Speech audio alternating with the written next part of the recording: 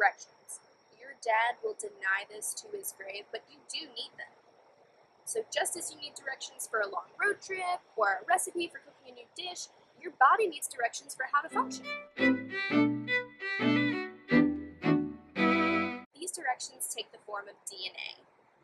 Every cell in your body has DNA, and it tells you whether you're going to be short or tall, have blonde or brown hair, green or blue eyes, that sort of thing. It also tells your cells how to function, so your heart can pump, your brain can think, just minor things like that. So if we all have DNA, how come we don't all look the same?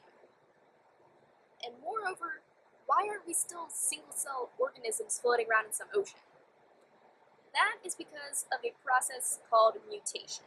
Don't worry, I'm not talking about mutations that are going to form a giant evil race of cockroaches that will take over the world or anything, but rather, mutations are a process that are necessary for the evolution and adaptation of a species. Blonde hair is actually the result of a single base pair mutation that happened.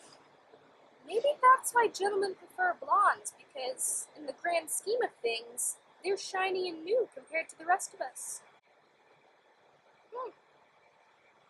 Okay, back to DNA. As time goes on, species strive to adapt to create the best version of themselves, aka the one with the greatest chance of survival. These adaptations happen through genetic mutation. Did you know that before humans even knew what DNA was, they were harnessing its power and making genetic changes of their own? The best example of this is probably flowers. Yes, a rose by any other name would smell as sweet, but a rose with any other genes might not. People for years have been mixing and matching pollen and plants to create flowers with different scents, different colors, that sort of thing.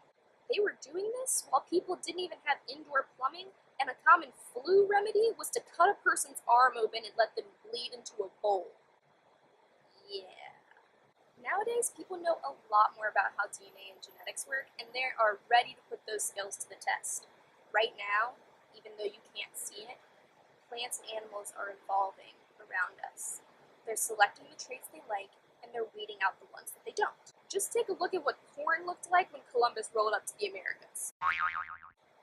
Not exactly the ear you're used to munching on. And since humans have absolutely no patience whatsoever, they're willing to help a sister, or plant in this case, out, and offer their skills and expertise so that the plants can get the traits that they want in 5 to 10 years rather than 500 to 5,000 years. For agricultural purposes, this is mutually beneficial.